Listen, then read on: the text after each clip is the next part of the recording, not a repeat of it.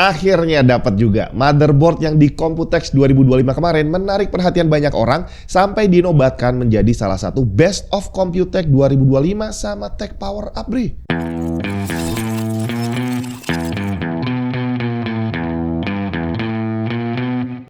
Ada yang unik dari penamaan motherboard ini. X3D yang selama ini kita sangka adalah nama CPU Ryzen X3D ya, CPU gaming terkencang di dunia saat ini. Sekarang tahu-tahu ada motherboard yang membawa nama X3D. Saya pikir, oh jangan-jangan ada CPU on boardnya. Ternyata bukan, coy. Gigabyte X870E Aorus Pro X3D Ice. Di mana nama X3D ini bukan karena ada CPU-nya, tapi karena di BIOS-nya ada fitur tambahan yang namanya X3D Turbo Mode 2.0 yang diklaim bisa meningkatkan performance CPU X3D kamu. Dan nggak bisa dipungkiri, tanpa kita nyebutin fitur apapun, kalau ngelihat motherboard putih kayak gini, ya langsung jatuh cinta kali ya. Jadi cinta pada pandangan pertama karena bentuknya manis, coy. Jadi ternyata bukan hanya cari pacar yang kita bisa langsung cinta pada pandangan pertama, cari komponen komputer juga sama, coy. Masalah inner beauty-nya kayak gimana, speknya kayak gimana, itu belakangan. Yang penting kelihatan cakep dulu. Secara desain, Gigabyte X870E Aorus Pro X3D Ice ini terlihat cakep dan solid. Dari heatsink VRM yang tebel banget, extended dari bagian atas sampai samping di bawah I/O cover. Dimana bahkan untuk twin digital VRM 18+2+2-nya, heatsink ini overkill sih ya. Udah pasti kuat buat jalanin CPU Ryzen 9 paling tinggi sekalipun. Untuk CPU support dari Ryzen 7000, 8000, dan 9000. Detail apa aja yang bisa jalan di sini bisa kamu cek di bagian support CPU list. Masih di bagian atas terlihat berjajar ada 4 fan header dan ARGB header 3 pin. Ini bisa membuat kabel manajemen lebih gampang untuk yang pakai banyak kipas di bagian atas casing. DIMM slot ada 4 dengan kapasitas maksimum adalah 256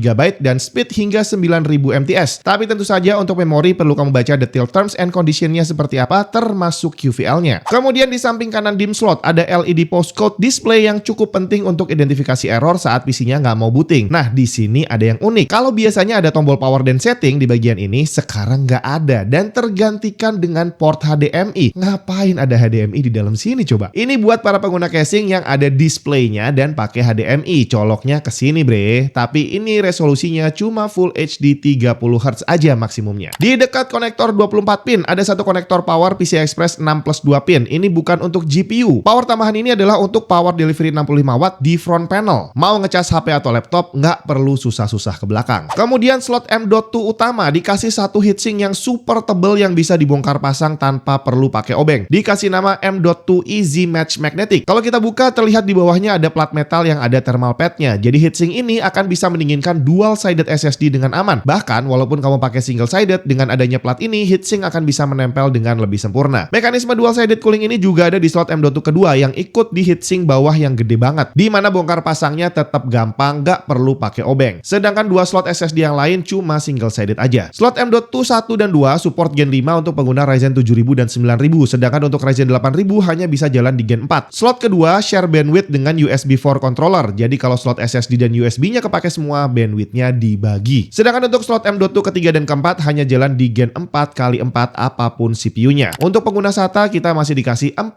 SATA port. Slot PCI Express x16 utama untuk GPU, support Gen 5 untuk Ryzen 7000 dan 9000. Sedangkan untuk Ryzen 8000 cuma jalan Gen 4. Dua buah PCI Express x16 lain itu cuma slotnya aja yang panjang, tapi lane-nya nggak penuh. Slot kedua jalan di Gen 4x4 dan slot ketiga hanya Gen 3x2. Sekarang kita lompat ke I/O panel. Dari paling atas ada HDMI port yang support resolusi up to 4K 60Hz. Buat yang nyari tombol, semua ada di belakang, bre. Dari tombol power, reset, Q-flash, sampai clear CMOS. Kemudian USB-C ada banyak banget nih, ada 4 port, di mana 2 hanya jalan 10 GB per second, sedangkan yang 2 di tengah adalah USB 4 yang support display dengan resolusi maksimum 4K 240Hz. Kemudian ada 5 port USB-A 10 GB per second, 3 USB-A 5 GB, 1 LAN port 5 GB per second, antena Wi-Fi 7 dan Bluetooth 5.4, serta audio yang support digital output. Untuk audionya, motherboard ini menggunakan Realtek ALC 1220 dan support hingga 7.1 channel. Kemudian bagian asik lainnya dari motherboard ini, pertama adalah BIOS chipnya yang kapasitasnya gede 64 MB dan di dalamnya udah include Wi-Fi driver. Jadi kalau kamu ngerakit PC dan dinyalain, bisa langsung online tanpa perlu nginstal driver Wi-Fi. Kedua, front panel USB-C tadi udah saya sebutin bisa power delivery 65 watt, tapi jangan lupa pasang power PCI Express di motherboardnya. Dan terakhir dari namanya yang belum kita bahas, fitur X3D Turbo Mode yang bisa diatur settingnya lewat BIOS semudah mengaktifkan XMP. Seberapa banyak peningkatan performance-nya akan bergantung pada game yang kita mainkan. Dari beberapa tes singkat yang saya lakukan, walaupun nggak banyak tapi ada peningkatannya. Seperti Cyberpunk di resolusi 1080p, average FPS cuma naik dikit tapi 1%